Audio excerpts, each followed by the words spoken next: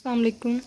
Class आपका जो chapter है चैप्टर नंबर 7 हम लोग स्टार्ट करेंगे थर्मोकेमिस्ट्री। ठीक है, थर्मो मीन्स हीट। हम लोग केमिस्ट्री मतलब केमिस्ट्री हम लोग यहाँ पे हीट की केमिस्ट्री डिफाइन करेंगे कि किस तरह वो एक जगह से दूसरी जगह ट्रांसफ़र होती है। लाइक हमारे पास इसमें कुछ टर्मिनोलॉजीज़ हैं। First of all is system. System क्या है? आपके पास कोई भी पोर्शन यूनिवर्स का जिसको आप स्टडी करते हो उसको आप लोग सिस्टम का नाम देते हो। सराउंडिंग। सराउंडिंग क्या है कि आपके पास आप कहते हो सिस्टम को निकाल के जो यूनिवर्स का रिमेनिंग पोर्शन है उसको आप लोग नाम दोगे सराउंडिंग का। ठीक है, इसी तरह आपके पास आता है बाउंड्री।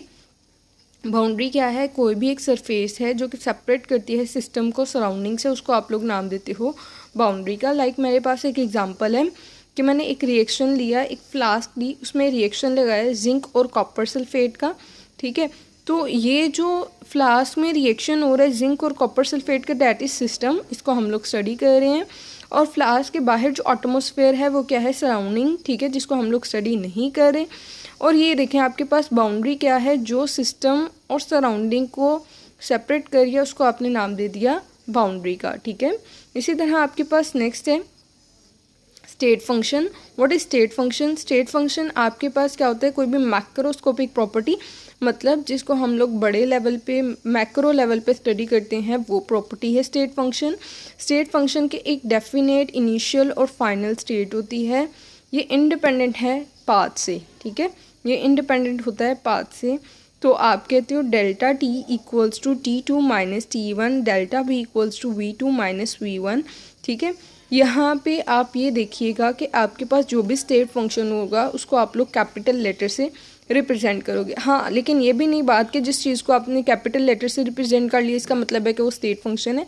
कुछ कंडीशंस है। कंडीशंस क्या आती है? मैक्रोस्कोपिक प्रॉपर्टी, उसके एक डेफिनेट इनिशियल और फाइनल कंडीशन हो और आपके पास वो इंडिपेंडेंट हो पाथ से। ठीक है, कोई फ़र्क नहीं पड़ा चेंज किस तरह से आएगा। Next one is internal energy. के इंटरनल एनर्जी क्या है? तो क्लास इंटरनल एनर्जी के लिए मैंने यहाँ पे एक साइकिल से ड्रॉ की है। आप कहते हो कोई सिस्टम, ठीक है, सिस्टम क्या? जिसमें कोई मैटर एग्जिस्ट करता हो। अब अगर किसी चीज़ में मैटर है तो मतलब उसके पास एक डेफिनेट अमाउंट ऑफ एनर्जी होगी। अब वो जो एनर्जी है वो भी दो तरह से आ सकती है, काइनेटिक और पोटेंशियल एनर्जी होती है। ठीक है, हम लोग काइनेटिक एनर्जी को देखें तो हमारे पास 3 किस्म की काइनेटिक एनर्जी है, ट्रांसलेशनल, वाइब्रेशनल, रोटेशनल। ठीक है, अगर पोटेंशियल एनर्जी को देखो तो अट्रैक्टिव फोर्सेस हैं। ठीक है, अट्रैक्टिव फोर्सेस कौन सी हो सकती हैं? जिसमें हमारे पास बॉन्ड्स की टाइप्स आ सकती हैं और वंडरवॉल फोर्सेस आ सकती हैं। अब मैं आपको एक्सप्लेन कर देती हूँ मैंने क्या इसमें बताने की कोशिश कर रही हूँ आपको।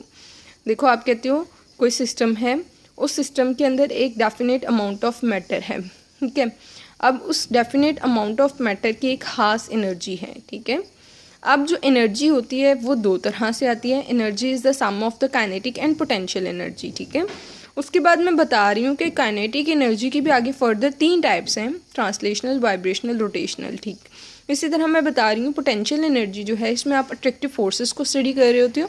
अट्रैक्टिव फोर्सेस क्या हो सकते हैं? इसमें टाइप्स ऑफ बॉन्ड आ सकते हैं, वंडरवॉल फोर्सेस आ सकती हैं। इसका मतलब क्या है कि इंटरनल एनर्जी जो है ये सम है all possible kind of energies का। ठीक है, जितनी भी एनर्जीज़ हैं उनको आप लोग नाम देते हो इंटरनल एनर्जी का। उसके बाद आप लोग नाम देते हो कि आपके पास इंटरनल एनर्जी है, इसकी एब्सोल्यूट वैल्यू जो है आप लोग इसको डिटरमिन नहीं कर सकते। ठीक है, इसलिए आप इसको डिटरमिन करते हो, रिप्रेजेंट करते हो in the form of delta E. ठीक, इसके बाद नेक्स्ट हमारे पास आता है वेज ऑफ ट्रांसफॉर्मिंग एनर्जी, कि आप कैसे कैसे एनर्जी को ट्रांसफॉर्म कर सकते हो।